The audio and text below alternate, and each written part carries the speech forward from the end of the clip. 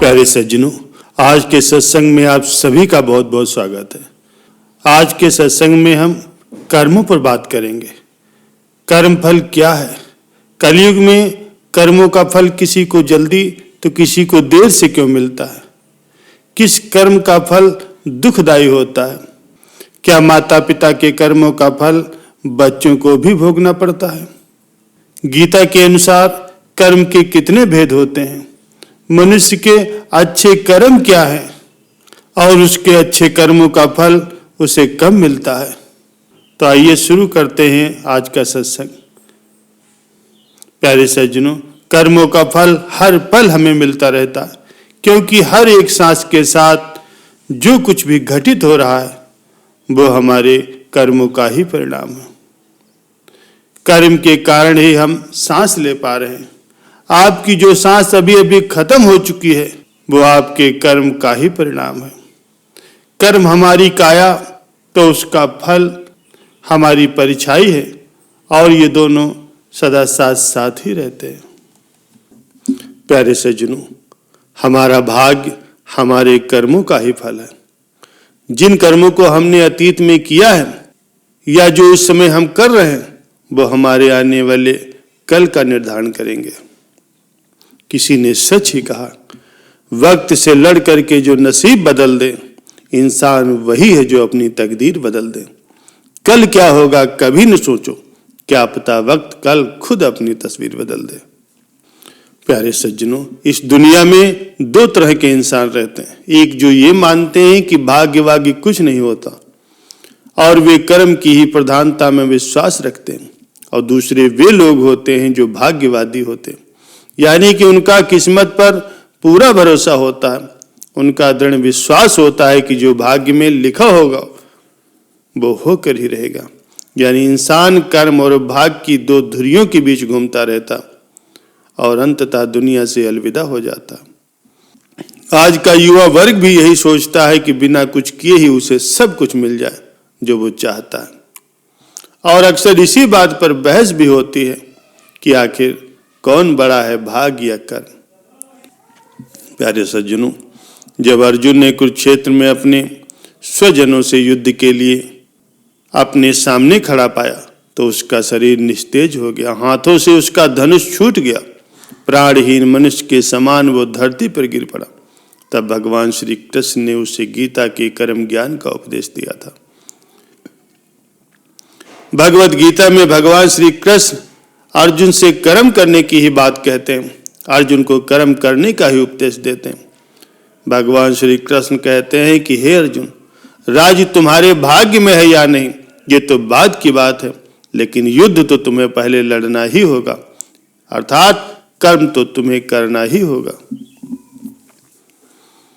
प्यारे सज्जनों, परम संत तुलसीदास जी भी श्री रामचरितमानस में कर्म की ही प्रधानता बताते हैं। कहते हैं कि कर्म प्रधान विश्व करि राखा, अर्थात युग तो कर्म का ही है, कर्म की ही प्रधानता है। कर्म के बिना इस संसार में कुछ भी पाना संभव नहीं है। प्यारे सज्जनों, एक जंगल के दोनों ओर अलग अलग राजाओं का राज्य था, और उसी जंगल में एक सिद्ध महापुरुष रहा करते थे जिन्हें दोनों राजा अपना गुरु मानते थे। उसी जंगल के बीचों बीच एक नदी बहती थी, और अक्सर उसी नदी को लेकर के दोनों राज्यों में लड़ाई झगड़े वाद विवाद हुआ करते थे। एक बार तो बात बिगड़ते बिगड़ते युद्ध तक आ पहुंची। अब कोई भी राजा सुलह को तैयार नहीं था, इसलिए युद्ध तो निश्चित था। दोनों राजाओं ने युद्ध से पहले अपने गुरु अर्थात महात्मा जी का आशीर्वाद लेने की सोची और पहुंच गए उस जंगल की उसी कुटिया में जहां वो सिद्ध महापुरुष रहते थे। पहले एक राजा आया, उसने महात्मा जी से युद्ध में विजय का आशीर्वाद मांगा। महात्मा जी ने कुछ देर तक उसे निहारा और कहा कि हे राजन, तुम्हारे भाग्य में जीत दिखाई नहीं देती, आगे ईश्वर की मर्जी है। ये सुन करके पहला राजा थोड़ा विचलित हुआ। फिर उसने सोचा कि यदि हारना ही है तो पूरी ताकत से लड़ेंगे, लेकिन यूं ही हार नहीं मानेंगे, और अगर हार भी गए तो हार को भी औरों के लिए उदाहरण बना देंगे, लेकिन आसानी से हार नहीं मानेंगे। ये निश्चय कर वो वहां से चला गया। दूसरा राजा भी जीत का आशीर्वाद लेने के लिए महात्मा जी के पास आया। उसने महात्मा जी के पैर छुए और विजयश्री का आशीर्वाद मांगा।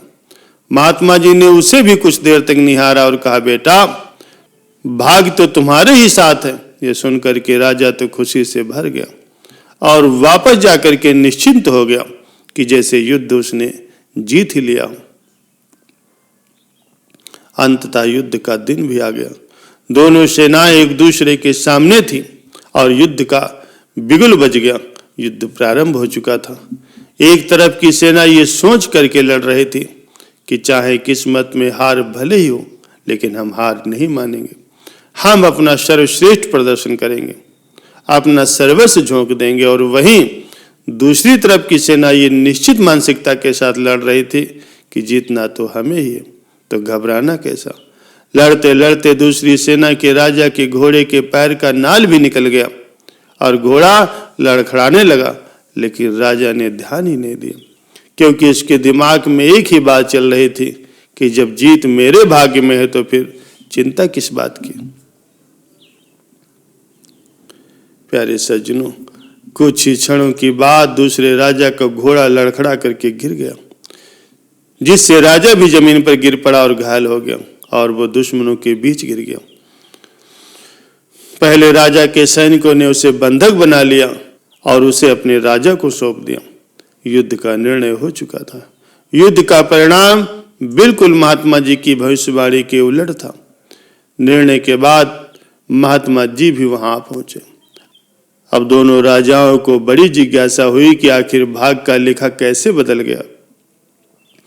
दोनों ने महात्मा जी से प्रश्न किया कि हे गुरुवर, आखिर ये कैसे संभव हुआ। महात्मा जी ने मुस्कुराते हुए उत्तर दिया कि हे राजन, भाग्य नहीं बदला है, वो तो बिल्कुल अपनी जगह पर सही है, लेकिन तुम लोग बदल गए। उन्होंने पहले विजेता राजा की ओर इशारा करते हुए कहा, अब आपको ही देख लो राजन, आपने संभावित हार के बारे में सुन करके भी दिन रात एक कर दिया। सब कुछ भूलकर आप जबरदस्त तैयारी में जुट गए, ये सोचकर कि परिणाम चाहे जो भी आए, लेकिन मैं हार नहीं मानूंगा। खुद हर बात का ख्याल रखा, खुद ही हर रणनीति बनाई, और जबकि पहले आपकी योजना सेनापति के भरोसे युद्ध लड़ने की थी। अब महात्मा जी ने उस पराजित राजा की ओर इशारा करते हुए कहा कि हे राजन, आपने तो युद्ध से पहले ही जीत का जश्न मनाना शुरू कर दिया था। आपने तो अपने घोड़े की नाल तक का भी ख्याल नहीं रखा। फिर आप इतनी बड़ी सेना को भला कैसे संभालते और कैसे उसको कुशल नेतृत्व देते। और हुआ भी वही जो होना था। भाग्य नहीं बदला, जिसके भाग्य में जो लिखा था उन्होंने ही अपना व्यक्तित्व बदल लिया, फिर बेचारा भाग्य क्या करता। प्यारे सज्जनों, इस सत्संग से हमें यही सीख मिलती है कि भाग्य उस लोहे की तरह खींचा चला जाता है जहां कर्म रूपी चुंबक होता। हम भाग्य के अधीन नहीं हैं, हम तो स्वयं ही भाग्य के निर्माता हैं। और ये भी सत्य है कि भाग्य भी उन्हीं लोगों का साथ देता है जो कर्म करते। किसी खुरदरे पत्थर को चिकना बनाने के लिए हमें उसे रोज घिसना पड़ता है। ऐसी ही जिंदगी में हमें समझना चाहिए, हम जिस भी क्षेत्र में हों, चाहे जिस स्तर पर हों, हमें अपना कर्म करते रहना चाहिए और बिना किसी फल की चिंता किए। प्यारे सज्जनों, गोस्वामी तुलसीदास जी कहते हैं कि कर्म प्रधान विश्व करि राखा, जो जस करे सो तस फल चाखा। अर्थात जो जैसा कर्म करेगा उसको उन्हीं कर्मों के अनुसार फल भी भोगना पड़ेगा। यही संसार का विधान है। श्री लक्ष्मण जी निषाद राज से कहते हैं कि काउन कोई सुख दुख कर दाता, निज कृत कर्म भोग सब भ्राता। हे भाई, कोई भी किसी को सुख या दुख देने वाला नहीं, सब अपने ही किए गए कर्मों का फल भोगते हैं। प्यारे सज्जनों, एक पुरानी कहावत भी है कि बोया पेड़ बबूल का तो आम कहां से खाए। अर्थात जो जैसा कर्म करेगा वैसे ही फल की प्राप्ति होगी। भाग्य का परिवर्तन केवल कर्म से ही संभव है। बीज रूप तो कर्म ही है, भाग्य तो फल है। सार रूप में कहे तो भाग्य रूपी खजाने को प्राप्त करना है तो कर्म रूपी ही एकमात्र चाबी है। अन्य कोई भी विकल्प नहीं है।